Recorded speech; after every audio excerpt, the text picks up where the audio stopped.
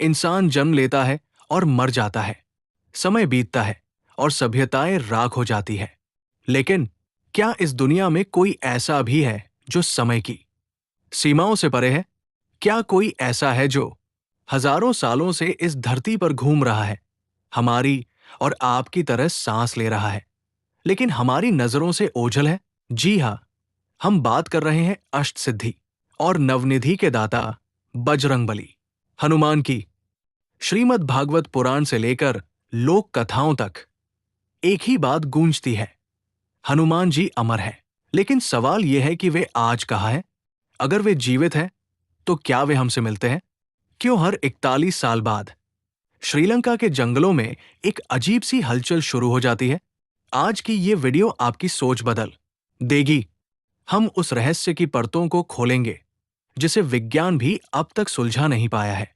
तैयार हो जाइए, क्योंकि आज हम खोजने निकले हैं उस जीवित देवता को जो कलयुग के अंत तक हमारी रक्षा के लिए यहां मौजूद है।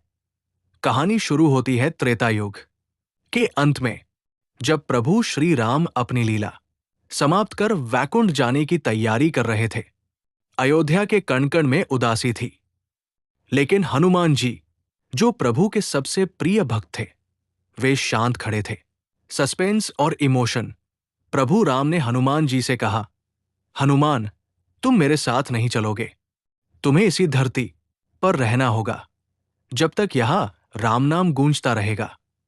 हनुमान जी ने प्रभु की आज्ञा को शिरोधार्य किया। लेकिन क्या आप जानते हैं कि हनुमान जी को केवल प्रभु राम ने ही नहीं, बल्कि माता सीता ने भी अमरत्व का वरदान दिया था। माता ने उन्हें अजरमर होने का आशीर्वाद दिया था। रहस्य: अमर होने का मतलब सिर्फ जीवित रहना नहीं है। इसका मतलब है समय की हर करवट को अपनी आंखों से देखना। हनुमान जी ने द्वापर युग देखा, महाभारत का युद्ध देखा, और आज वे हमारे इस कलयुग को भी देख रहे हैं। लेकिन वे रहते कहाँ हैं? ग्रंथों के अनुसार उनका निवास स्थान गंधमादन पर्वत बताया जाता है। पर आधुनिक नक्शे पर यह पर्वत कहाँ है? और क्यों वहां जाने वाला इंसान कभी वापस लौटकर अपनी सामान्य मानसिक स्थिति में नहीं रहता? अब हम उस रहस्य की ओर बढ़ते हैं जो सोशल मीडिया और इंटरनेट पर आग की तरह फैल चुका है। मातंग जनजाति, मातंग ट्राइब, श्रीलंका के घने जंगलों में रहने वाली एक बेहद रहस्यमयी जनजाति। कहा जाता है कि ये लोग किसी और से नहीं, बल्कि स्वयं हनुमान जी से संवाद करते हैं। वो विचित्र वादा पौराणिक कथाओं के अनुसार जब हनुमान जी रावण की लंका जलाकर और विभीषण को राज्य देकर वापस जा रहे थे, तब वे इन जंगलों में ठहरे थे। वहां के आदिवासियों, मातंगों ने उनकी बहुत सेवा की।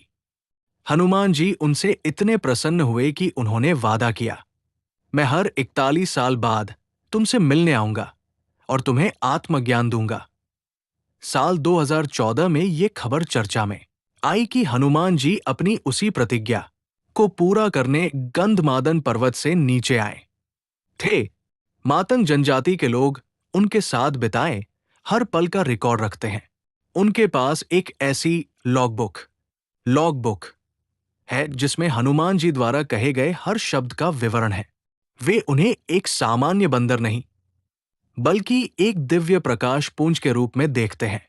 क्या यह मुमकिन है कि आज के सैटेलाइट और जीपीएस के युग में भी कोई भगवान इस तरह गुपचुप तरीके से आ सकता है? विज्ञान इसे मानने से इनकार करता है, लेकिन मातंगों की आंखों में मौजूद विश्वास को झुठलाया नहीं जा सकता।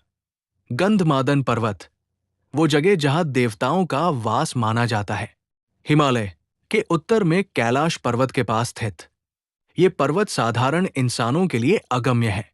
रहस्यमय ऊर्जा। इस पर्वत के बारे में कहा जाता है कि यहाँ की हवा में एक अलग तरह की वाइब्रेशन है।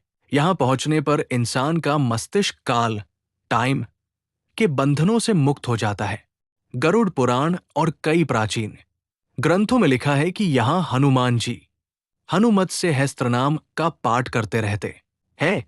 सोचिए, एक विशाल सुनहरा पर्वत जिस पर सुगंधित फूलों के जंगल है, और वहां एक गुफा के भीतर विशालकाय हनुमान जी ध्यान मुद्रा में बैठे हैं। उनकी सांसों से पूरे पर्वत की हवाएं चलती है। ये केवल एक कल्पना नहीं है, बल्कि कई सिद्ध संतों का अनुभव है। सिद्ध पुरुष कहते हैं कि हनुमान जी का शरीर आज के सामान्य मनुष्य जैसा नहीं, बल्कि वज्र का बना है, जो किसी भी हथियार या परमाणु बम से नष्ट नहीं हो सकता। वे अपने आकार को एक चींटी से भी छोटा और पहाड़ से भी बड़ा बना सकते हैं। यही उनकी अणिमा और महिमा सिद्धि है। लेकिन अगर हनुमान जी आज भी हमारे बीच हैं, तो वे दुनिया के सामने क्यों नहीं आते? क्यों वे केवल गुप्त रूप से ही कुछ खास लोगों से मिलते हैं? और सबसे बड़ा सवाल, क्या आने वाले समय में जब कलयुग अपने चरम पर होगा, तब क्या हम हनुमान जी का रौद्र रूप साक्षात देख पाएंगे? क्या होगा अगर मैं आपसे कहूं कि जिस दूरी, डिस्टेंस को मापने के लिए आधुनिक विज्ञान को सदियों लग गए, उसे एक भारतीय संत ने महज एक लाइन में लिख दिया था? क्या यह संभव है कि प्राचीन भारत के पास ऐसे सुपर पावर वाले दिव्य पुरुष थे जो बिना किसी स्पेस सूट के सूरज तक पहुंच सकते थे? आज के इस दूसरे भाग में हम हनुमान जी के उस कॉस्मिक स्वरूप की बात करेंगे जिसे देखकर नासा के वैज्ञानिक भी हैरान रह गए। हम जानेंगे कि कैसे हनुमान चालीसा की एक चौपाई में छिपा है खगोल विज्ञान का सबसे बड़ा सच। और क्या सच में हनुमान जी ने टाइम ट्रैवल किया था? तैयार हो जाइए, क्योंकि अब धर्म और विज्ञान का वो संगम होने वाला है जो आपकी सोच की दिशा बदल देगा।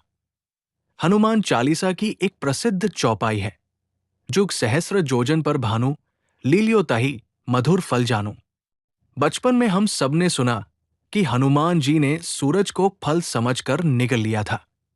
लेकिन इस कहानी के पीछे जो गणित, मैथ्स छिपा है, वो चौंकाने वाला है। गणित का रहस्य, युग कलयुग 1200, द्वापर 2400, त्रेता 3600 और सतयुग 4800 का योग होता है 12,000 वर्ष। सहस्र, इसका अर्थ है 1000। योजन एक योजन में लगभग 8 मील होते हैं। अब अगर आप इन तीनों का गुणा मल्टीप्लाई करें, 12,000 x 1000 x 89 600 0000 मील, और अगर आप इसे किलोमीटर में बदलें तो ये लगभग 15 करोड़ किलोमीटर आता है। विज्ञान का दावा, आज नासा और आधुनिक विज्ञान कहता है कि धरती से सूर्य की औसत दूरी लगभग 14.96 करोड़ किलोमीटर है। सोचिए, जिस दूरी को मापने के लिए इंसानों को हजारों साल लगे और बड़े बड़े यंत्र बनाने पड़े, उसे तुलसीदास जी ने हनुमान जी की शक्ति के वर्णन में कितनी सहजता से लिख दिया। क्या ये महज एक संयोग है, या हनुमान जी के पास सच में अंतरिक्ष की सटीक समझ थी? हनुमान जी को माता सीता ने अष्टसिद्धि और नवनिधि का वरदान दिया था। विज्ञान की नजरों से देखें तो ये सिद्धियां सुपर ह्यूमन एबिलिटीज हैं जो आज के क्वांटम फिजिक्स के सिद्धांतों पर खरी उतरती है। अणिमा, अपने शरीर को परमाणु, एटम से भी छोटा कर लेना। आज का विज्ञान इसे नैनो टेक्नोलॉजी और मैटर कंप्रेशन की तरह देखता है। महिमा, अपने शरीर को ब्रह्मांड जैसा विशाल बना लेना। लघिमा, शरीर का भार शून्य, वेटलेस कर लेना। क्या हनुमान जी जानते थे कि ग्रेविटी, गुरुत्वाकर्षण को कैसे मात दी जाती है? रहस्यमयी उड़ान, जब हनुमान जी समुद्र लांघ रहे थे तो वे उड़े नहीं थे, बल्कि उन्होंने अंतरिक्ष की सीमाओं को छुआ था। सुरसा और सिन्हिका के साथ उनका युद्ध असल में डायमेंशनल वॉर जैसा था। हनुमान जी जानते थे कि कैसे ऊर्जा को पदार्थ में और पदार्थ को ऊर्जा में बदला जाता है। आज के वैज्ञानिक टेलीपोर्टेशन की बात कर रहे हैं, लेकिन हनुमान जी के लिए ये एक पल का काम था। आइंस्टीन की थ्योरी ऑफ रिलेटिविटी कहती है कि अगर आप प्रकाश की गति से यात्रा करें तो आपके लिए समय धीमा हो जाएगा। अमरत्व का वैज्ञानिक आधार, क्या हनुमान जी का अमरत्व इसी टाइम डायलेशन से जुड़ा है? वे एक साथ कई युगों में कैसे मौजूद रह सकते हैं? पुराण कहते हैं कि हनुमान जी आज भी राम नाम के जाप में लीन है। ध्यान की वो अवस्था जिसे समाधि कहते हैं, वहां समय रुक जाता है। हनुमान जी ने अपनी योग शक्ति से अपने शरीर की कोशिकाओं, सेल्स को फ्रीज कर लिया है, जिससे उन पर बुढ़ापा या मृत्यु हावी नहीं हो पाती। नासा और हनुमान जी की मूर्ति।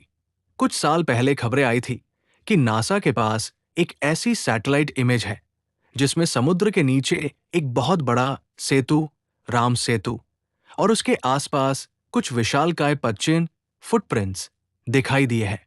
क्या वे पदचिह्न हनुमान जी के थे? दुनिया भर के वैज्ञानिक आज भी उन जगहों की रिसर्च कर रहे हैं जहां हनुमान जी के होने के दावे किए जाते हैं, जैसे लेपाक्षी मंदिर का वो हवा में झूलता खंभा या वो विशाल पदचिह्न जो पत्थर पर अंकित है। हनुमान जी केवल एक देवता नहीं, बल्कि एक ऐसी यूनिवर्सल एनर्जी है जो विज्ञान के हर नियम को चुनौती देती है। लेकिन अगर उनके पास इतनी शक्तियां हैं, तो क्या वे कलयुग के अंत में कल की अवतार की मदद करने के लिए वापस आएंगे? क्या हनुमान जी ही वो कड़ी है जो त्रेता युग को कलयुग से जोड़ती है? अगले और अंतिम भाग में हम उस रहस्य की ओर बढ़ेंगे जो सबसे खतरनाक है।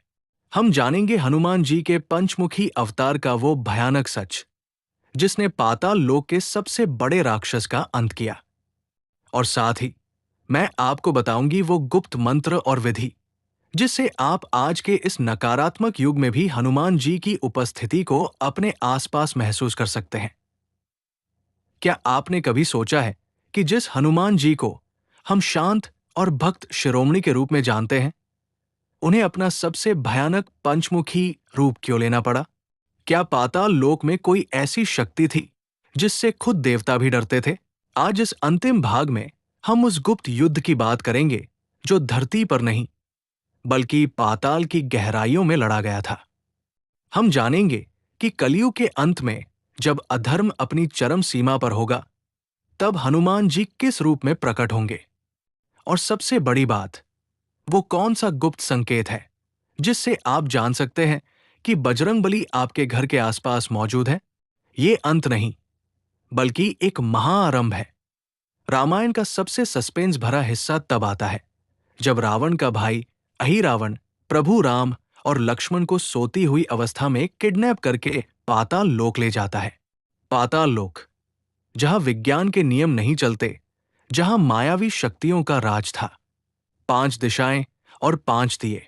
अहिरावण को मारने के लिए हनुमान जी को एक साथ 5 दिए बुझाने थे, जो 5 अलग अलग दिशाओं में रखे थे। यही जन्म हुआ पंचमुखी हनुमान का। वानर मुख, शत्रुओं का नाश करने के लिए। नरसिंह मुख, डर और तनाव को जड़ से मिटाने के लिए। गरुड़ मुख, काल, समय और विष के प्रभाव को खत्म करने के लिए। वराह मुख, खोई हुई प्रतिष्ठा और समृद्धि वापस लाने के लिए। हयग्रीव मुख, ब्रह्मांड का सर्वोच्च ज्ञान प्राप्त करने के लिए। वैज्ञानिक दृष्टिकोण, ये 5 मुख असल में हमारे मस्तिष्क की 5 इंद्रियों और 5 तत्वों पृथ्वी, जल, अग्नि, वायु, आकाश पर पूर्ण नियंत्रण का प्रतीक है। जब हनुमान जी ने ये रूप लिया, तो पूरे पाताल लोक की नेगेटिव एनर्जी एक पल में राख हो गई। यह हमें सिखाता है कि जब समस्या चारों तरफ से घेर ले, तो अपनी आंतरिक शक्तियों को जगाना ही एकमात्र रास्ता है। ग्रंथों में लिखा है कि हनुमान जी चिरंजीवी, यानी वे कभी नहीं मरेंगे। लेकिन वे रुके क्यों हैं? वे इंतजार कर रहे हैं कलयुग के अंतिम चरण का, महायुद्ध की तैयारी। भविष्य पुराण के अनुसार जब कलयुग के अंत में भगवान कल्कि का अवतार होगा, तब हनुमान जी उनके मुख्य मार्गदर्शक और गुरु के रूप में प्रकट होंगे। वे उन्हें अस्त्र शस्त्र की शिक्षा देंगे और अधर्म के विरुद्ध महायुद्ध में उनके सेनापति बनेंगे। रहस्यमयी संकेत, कई पुराने मंदिरों की दीवारों पर ऐसे चित्र मिले हैं जहां हनुमान जी को एक सफेद घोड़े, कल्कि के वाहन के साथ दिखाया गया है। क्या हनुमान जी आज भी हिमालय की गुप्त गुफाओं में कल्कि अवतार के आने की योजना बना रहे हैं? सिद्ध संत कहते हैं कि जब धरती पर पाप इतना बढ़ जाएगा कि सांस लेना मुश्किल होगा, तब हनुमान जी की एक ओंकार से पूरी पृथ्वी का शुद्धिकरण होगा। अब सवाल आता है आपके और हमारे जीवन का।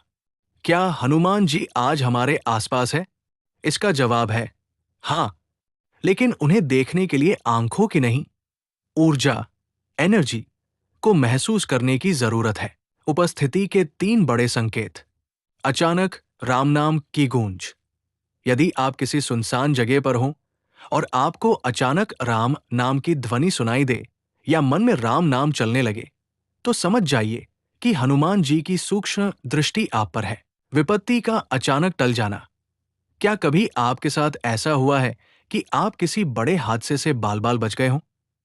शास्त्र कहते हैं कि हनुमान जी संकटमोचन है। वे अदृश्य होकर अपने भक्तों की रक्षा करते हैं। बंदरों का विशेष व्यवहार। यदि आप हनुमान चालीसा का पाठ कर रहे हैं और अचानक कोई बंदर आपके पास आकर शांत बैठ जाए या आपको कुछ न कहे, तो ये उनकी कृपा का सीधा संकेत है। आधुनिक अनुभव। आज भी जगन्नाथ पुरी के मंदिर या दक्षिण भारत के कई गुप्त मंदिरों में ऐसी घटनाएं रिकॉर्ड की गई हैं, जहां बंद दरवाजों के पीछे से जय श्री राम की आवाजें आती हैं। विज्ञान इसे साउंड रिफ्लेक्शन कह सकता है, लेकिन भक्तों के लिए ये साक्षात हनुमान जी की मौजूदगी है। हनुमान जी कोई इतिहास नहीं है, वे वर्तमान है। वे गंधमादन पर्वत की बर्फीली हवाओं में भी है और आपके हृदय की धड़कन में भी।